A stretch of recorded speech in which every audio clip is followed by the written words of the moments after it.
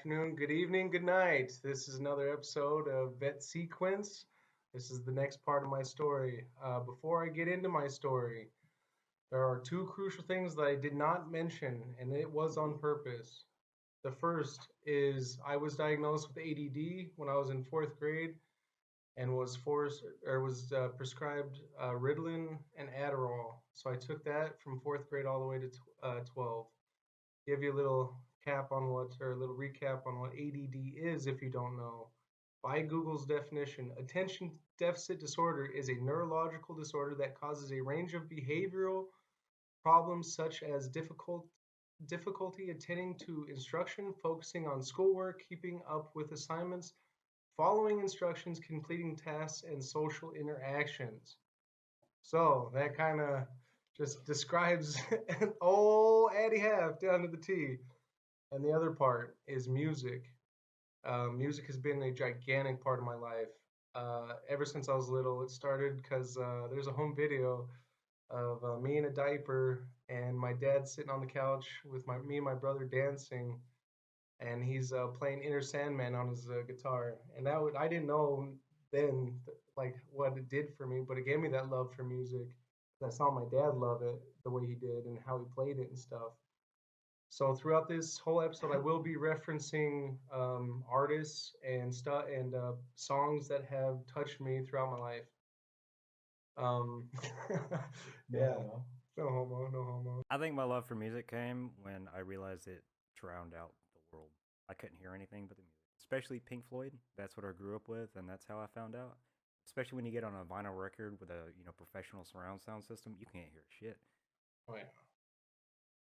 Okay, so end of story. Here is where it gets dark, real dark. Um, so we left off with the suicide of a former platoon sergeant and me forming up my soldiers, or the headquarters platoon in the maintenance bay. Um, right after that, I was still in shock. It really never hit me. Um, and you would hear the other platoons talk and joke about making stupid, like really dark humor jokes. And really, that was their way of dealing with it. I don't fault them now, but back then I was like, I didn't understand. Um, Probably because I didn't understand what I just went through. So fast forward 3 days, we still don't have weapons as a company. Um, my Connex is now, my arms room Connex is now closed off. It's under investigation.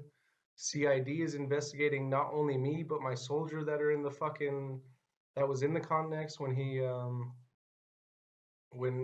his, what's his face shot himself. And we got grilled for, it was 3 days after. And we got grilled for one day, almost 4 hours long of getting grilled of, do you believe that your soldier has the ability to kill somebody? Do you think there any beef between them? Anything like that? It really messed me up, and I didn't understand why they're asking the questions. Well, after the CID investigation, after they investigated us, I saw one night late. Um, I was just finished moving all the weapons to the mailroom Connex, and I'm getting ready to go home for the night. And the sergeant major from earlier in the story, the ranger, and his full bird were in my arms room on their hands and knees, scooping up brain and skull and cleaning the Connex so that I could return to normal operations. Thinking about that still, I still have goosebumps. They led from the front. That was another amazing example of being blessed with leadership that knew how to lead and didn't teach you how to follow. I'll never forget them men. They were men and they handled themselves accordingly. So day 4 after the shooting, um, I have 4 different platoon sergeants bitching at me because their weapons don't have soldiers, and I have the power to grant access to their weapons, I guess. Well, there's so much commotion stuff in front of this mailroom Connex that a platoon sergeant came up to me and he was like, he explained the situation. Hey, Hef, I don't like it. My guys are going on mission. We need our fucking weapons. We need ammo, whatever. So I open up the Connex and I start reissuing weapons because we do have a mission later that day. I'm about halfway done reissuing to two platoons, and my XO comes out and just freaks out. What the fuck? Who the fuck told you to reissue weapons? Blah blah blah blah. And I stood there panicked and I broke down, straight broke down. I started crying and everything hit me. Uh, I was in shock for that long. And as soon as I showed any kind of emotion towards this situation, my job was stripped from me. My access to my weapons, to my passion was stripped from me. And I had no job. I had nothing. So I was going back and forth to the motor pool for a couple days with no purpose. I didn't have anything. They took everything away from me. And the only saving grace from that was a really amazing Muslim black guy that took me under his wing and gave me purpose and had me go with him throughout the whole fob and keep me concentrated on jobs. And we had to do all the paperwork for all the Connexes that were getting shipped back to Germany. And then the XO, he came with that job, and also amazing guy. Um, I wouldn't. I don't know. I don't think I would have made it without those two in that time. So we're about a week and a half or so after the shooting, and they're trying to organize everything to get my soldier that was in the Connex medevaced back to Germany because he's having trouble. And it's late one night. We're all in our rooms, and he comes in and goes to his little blanket walled room, and he starts screaming. I'm on my top bunk talking to my woman. Everybody else is doing their thing. I jump down, and he runs out. He just panicked and run out. It was one of the most scariest screams I ever fucking heard. And I grabbed him, and I was like, "What's wrong? What's wrong? What's wrong?" And he was like, I just walked by my mirror and I just saw his face, and that fucked him up. And then that was my mission from then on, to get that dude out of fucking country and get back to see professionals that will help him and tend to his traumatic experience. He got life flighted out probably about 2 months or about a month or so before we returned.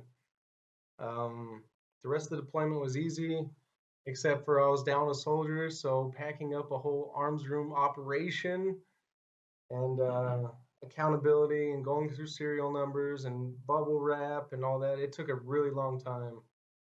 And yeah, I had a chief of the maintenance section. He helped me through that. He was another great leader. One of those dudes that would teach you to lead and not to follow.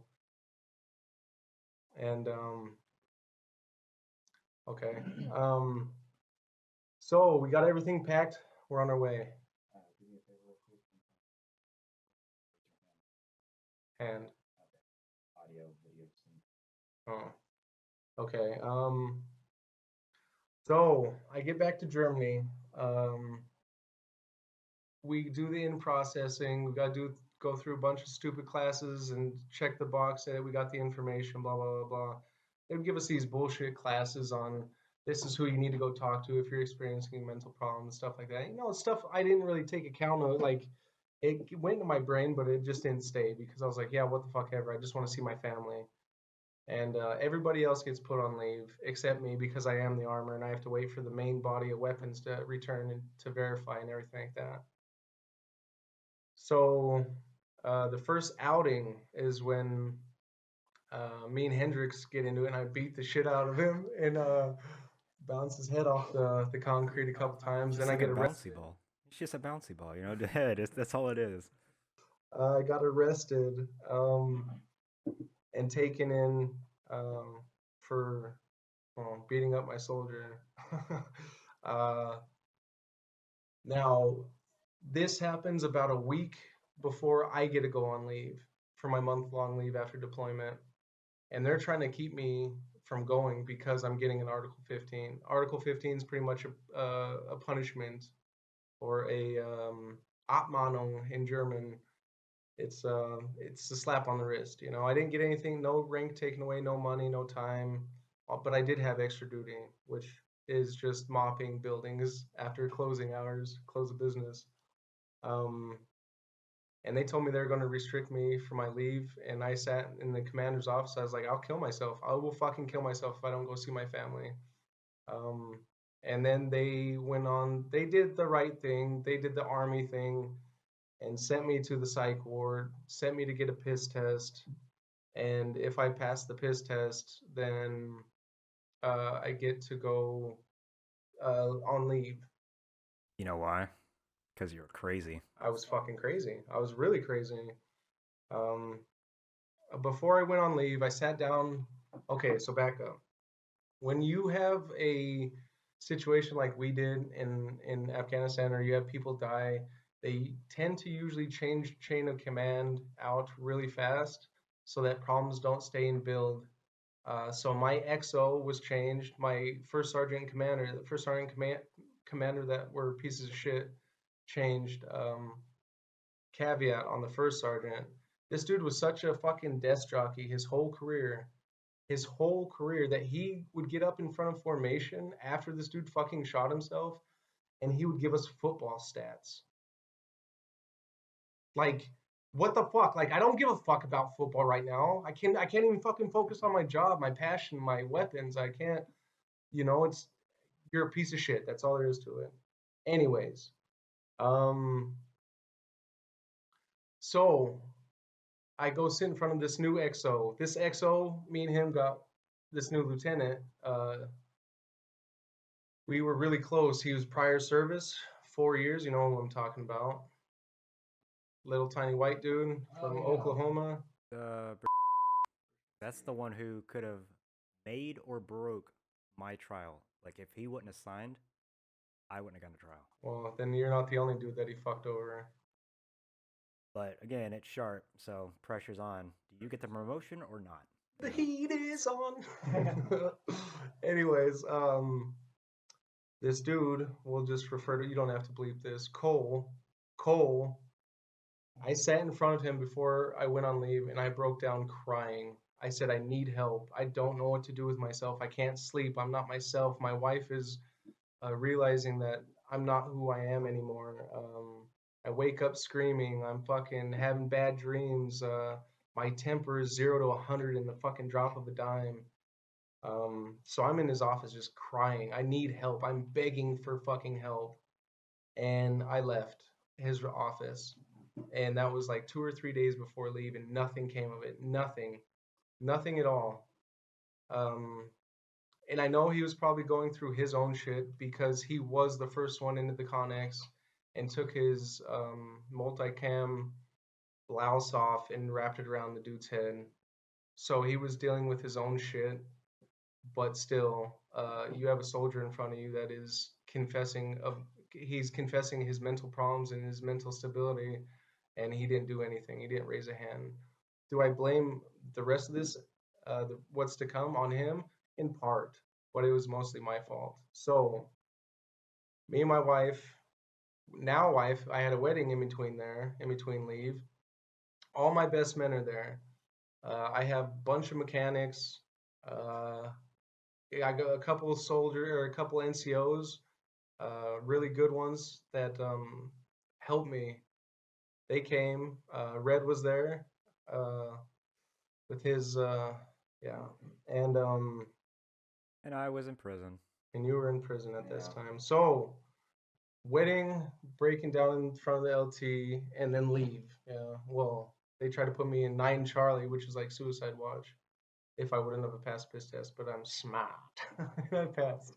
So on leave, it's my wife's first time going to America. And we land in old Denver, Colorado. What just happened a couple months prior? Legalization of marijuana. Yeah. So what do? I just get fucking stoned to the gills. And guess what? It fucking made the mental problems subside for the moment. So retouching bases with weed, like this. It brought in this old character of shelter in place, smoke your drugs, forget about your problems. The only thing that fucking saved me mentally is music. We got Tech Nine tickets in for Fort Collins in 2013 in October to see all the strange music play at the time. It was Tech Nine, Chris Calico, Mayday, Cess Crew, just amazing fucking concert, amazing. And I met Tech Nine. I did pay extra money to do the meet and greet before, and I gave him a scarf as a present. And I told him I had this idea because of his music that I was going to start a thing called the Good Half Music Therapy Foundation. Because I have such a strong connection to music, and it's one of the things that's kept me alive the most throughout my life. And I brought him this idea, and I still have the video. I'm gonna put it up on Twitter. Me shaking his hand, and telling him, and I gave him a scarf from Afghanistan so that he'd remember. I did have a pair of badass Adidas shoes, red and black, that I had the whole Strange Music sign. Everybody signed them. They're so sick, and they're in a plastic bag. Nobody touches them. My wife yells at me because they're like 110 euro, but I wore them for my wedding one time, and then to Tech Nine concert, never again. Um, at the end of the night of the Tech Nine concert, we're outside, and all the artists come out to invite people back, to invite people back to hang out. And I go to walk in, and Chris Calico stops me, and he goes, "Don't you think you shouldn't be smoking weed?" And in my mind, I was like, "Who the fuck are you to tell me?" Like he was my idol at the time, and it hurt to hear that. So that's where it left it there. That hurt for a while, but then we make the 6 hour trek back to old rock bottom, and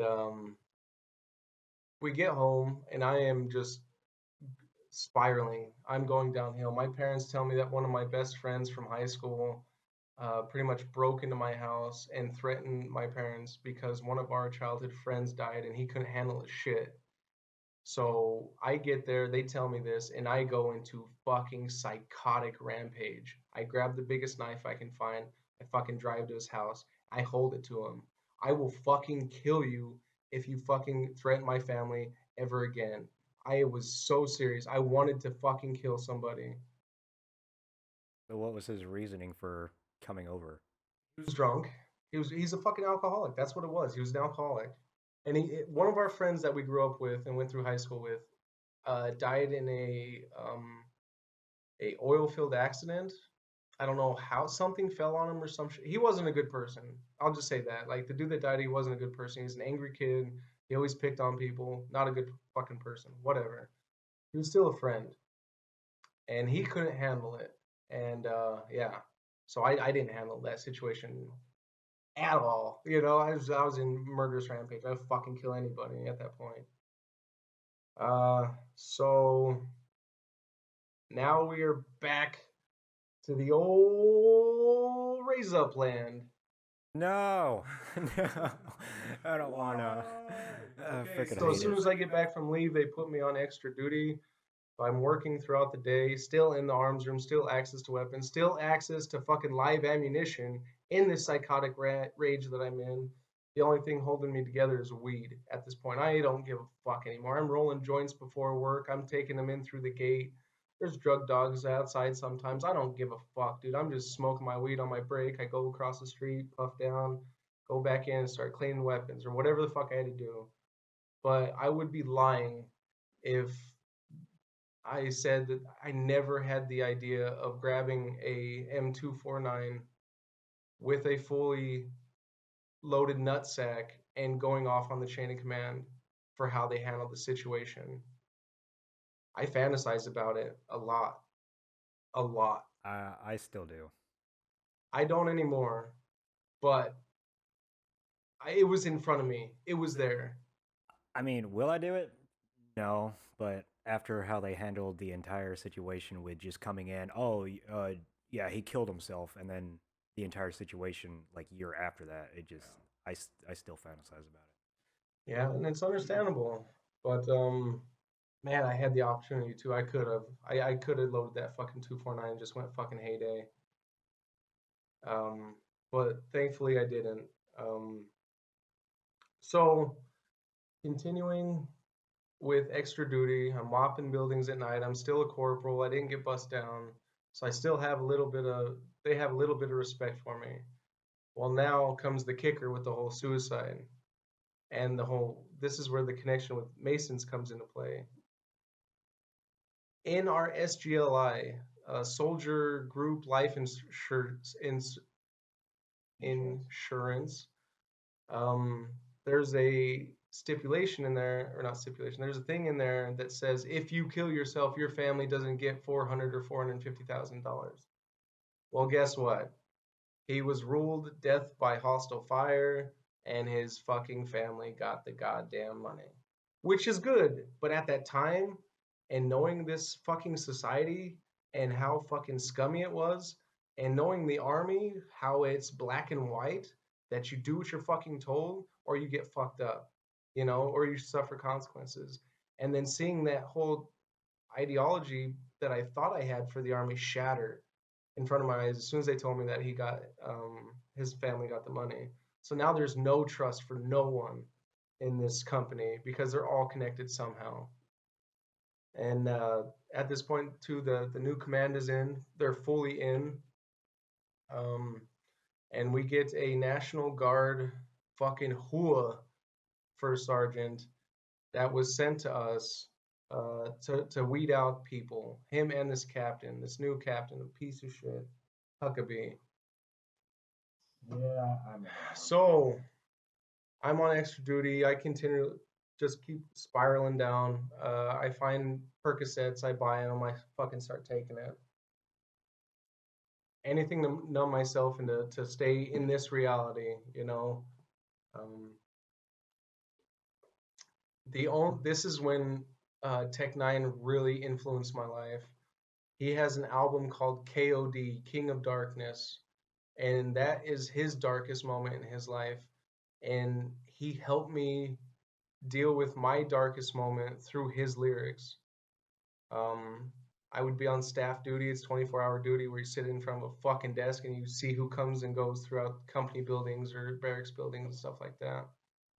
And I was so into these songs from him that I never drew. I had drawing. I had love for drawing when I was little, and I picked up a piece of paper and pencil and drew this beautiful, dark, fucking grim KOD tribute with a gigantic Grim Reaper as the background, and then a fucked up dead tree with a body hanging from it and its limbs torn off.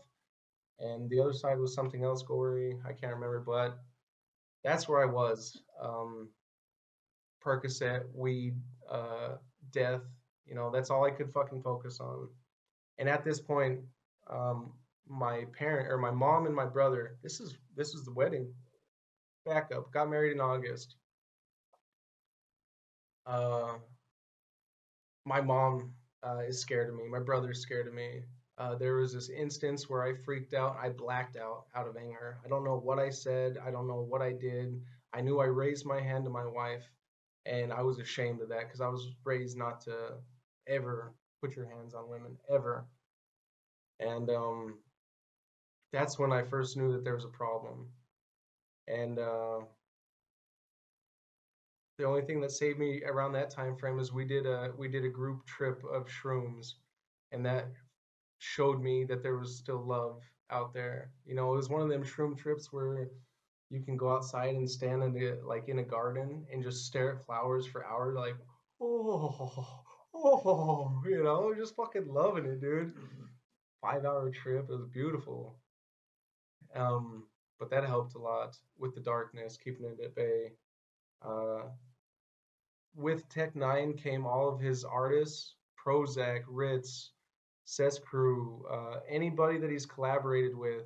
Uh, just amazing music, and it opened my world to this new type of music that I never really listened to before was rap. I mean, I was a fan of Tech Nine from Einstein Tech Nine in 2000, I think 2001, and then yeah, after deployment, man, it was just perfect fit, and he he guided me through my darkness, through his darkness. Um, so here comes another piss test. I know I'm gonna fail, and I don't give a fuck, dude. I go in there. I know I don't have any nerves or nothing. I just know go in.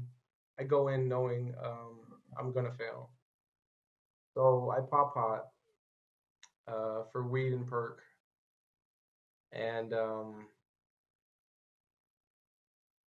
everybody is now before it's even known to me. The whole company fucking knows. The UPO, the dude that runs the piss test knows. So therefore, everybody knows. And everybody starts distancing themselves because now I am that black mark in the unit where I am a problem child. Separate and yeah, I isolate the person and kick them out. That's the solution right there for the army. So all my best men, all my friends, all my family at the time gone. Nothing. Nobody. I had nobody. All I had was my wife that she knew me for maybe a year as this completely different person. Now it's just her and me. So I'm going through this shit. The only way can, the army knows that they have to get me out. So their solution, instead of treating my trauma, is to put me through a intense drug rehabilitation center for a month. This was around Christmas 2013. Christmas 2013, 14. Anyways, uh, I'm in there because I have fucking PTSD.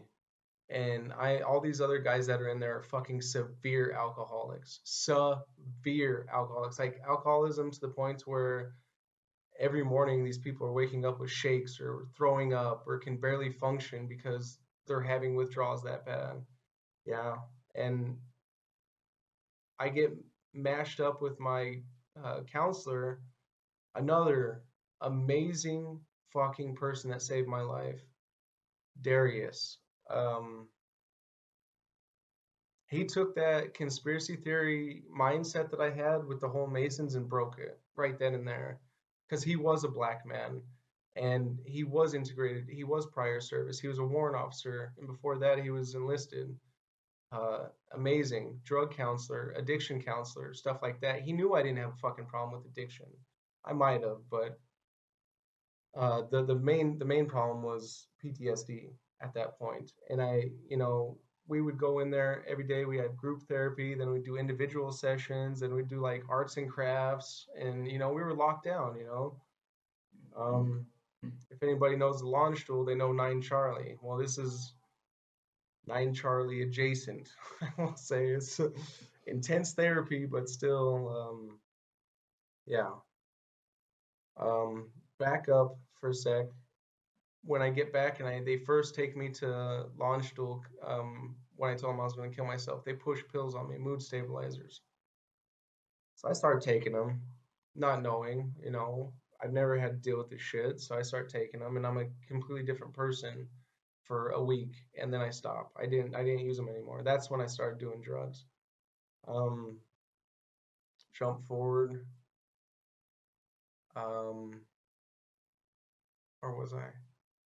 Mood stabilizers, black man, arts and crafts. Okay. Okay. So Darius, yeah. And this is the time that shit just got legal in Denver, and this is a big discussion in the groups because I won't let it die down. Because I am reading the psychological benefits of trauma and the quote unquote healing power of marijuana.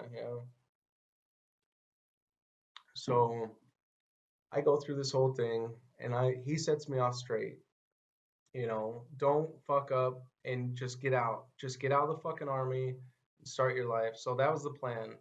Yeah. Well, I get out of this fucking institution, this crazy house, whatever the fuck you want to call it.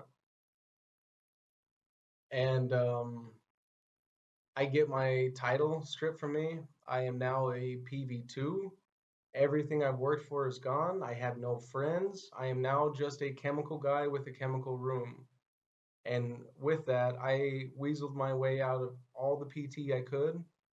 saying that I had to work, but in reality, I would just go down to my NBC room and lock the door from the inside, and I'd sleep, and I'd watch documentaries on my iPod. Um, there was a PT session with this new fucking Hua first sergeant where we were running through the goddamn forest in the dark up a goddamn mountain, and I broke my foot. Yeah, so that was another excuse why I didn't have to do PT. And I was getting fat, dude, because I'd go to work. I was living off post with my wife. Um, I'd go to work and I just hibernate in my NBC chamber. That's it. That's all I would do. Then the time came down to where they're starting to do paperwork and starting to do stuff. And every time you pop hot in the army, CID has to get their fucking hands on you. So I'm getting grilled by this fucking cocksucker, which he's probably not a cocksucker, whatever. It's 2021. He probably is. Whatever, dude. We just have to accept it. Um, yeah, I'm just getting grilled on where I'm getting this weed and shit like this, and I keep telling him that it's just I do this typical fucking racial profiling thing. I was like, well, there's some Jamaican guys, there's some black guys standing in the middle of K Town with backpacks, and I asked them if they had weed, and they fucking sold it to me. You know, that was me pushing it off on somebody else. You know, You racist son of a bitch. not racist, smart. I knew what to say to get the fuck out of there. It just happened to be a little racist, you know. Uh, so Where'd you get them pills? I got it from a guy on the corner store at the alcohol, and 3 strands of hair talking about satellites. You he know, had he had a 40 in his hand and a paper bag. I don't know, dude. You know. All right, so I am getting kicked out of the army. I'm starting to do the processing, the ACAP, and medical shit and stuff like that. And it's just getting harder and harder to fucking make it. Well, they have a date for me to get out, and they set the date a month to the day before my ATS. A month before I get out, normal with honors, they want to go ahead and say, "Oh, let's rape this motherfucker. His brain's not fucked already. Let's just rape him in the civilian world now," you know. So, um, through this whole stuff, my music is expanding into rap and rock and metal and screamcore and emo, whatever. Whatever has feelings and emotion from these artists of trials and tribulations. I just grab onto and I apply it to my life, and it kept me alive through this whole isolation period in the NBC room.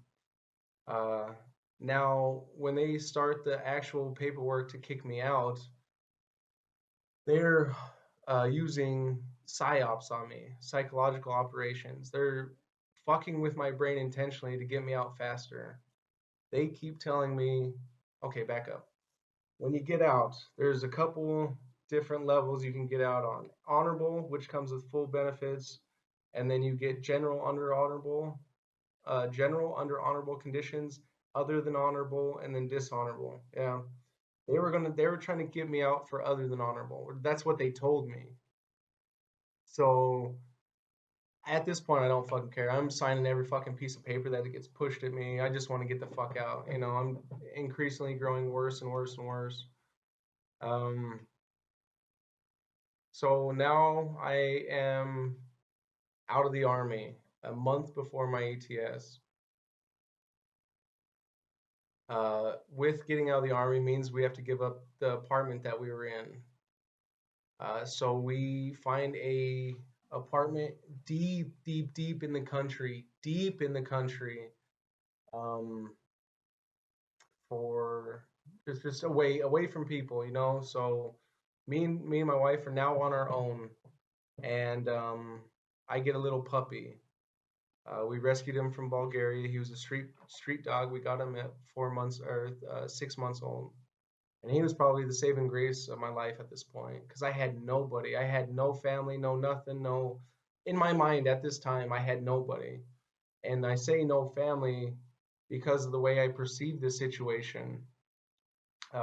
when I was at home for leave, uh, I broke down and I told my dad in my room what was going on and how I was having trouble. And I don't fault him for this. I really don't. Um, he just looked at me and said, "You just got to man up and push forward." And that for me was a slap in the face because that is not the kind of man I am. I am a very emotional man. All I wanted was a fucking hug. So that fucking blanket of shame from the father in any situation in anybody's fucking life is horrible. And it fucked with my perceptions on how my relationship was with my dad. I feel that because hugs can actually save. The last time I actually had a proper comforting hug was like 2.5 years ago, and it just doesn't feel right. Oh, when like you know, you get a hug from someone and it's comfortable. It's good. Life is good. Life is good. So now out of the army in this apartment, new puppy. My wife is working because she just finished what they call an Ausbildung or apprenticeship. Yeah, she's working for a company that makes the metal brackets that hold seats in cars. So she's making good money. She's providing, you know. Um, we stay in this apartment for a couple months, and then her sister and husband and son decide to move into the city. So we move in with Joe with her mom.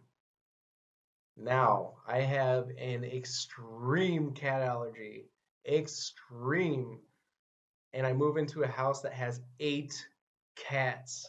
8 cats. The first fucking year from that, dude, I just drip all the time. I'd blows my nose, sneeze all the fucking time. It sucked. Just out in the middle of nowhere. Help me. It was horrible. Well, in this first year at that house, it is probably end of 2014, and we move in with the mother. Awesome lady. One of the strongest ladies I've ever met. She raised 5 kids on her own pretty much their whole lives. And through the trauma that she's been through with men and shit like that, it's amazing how she survived. You're going to be really upset.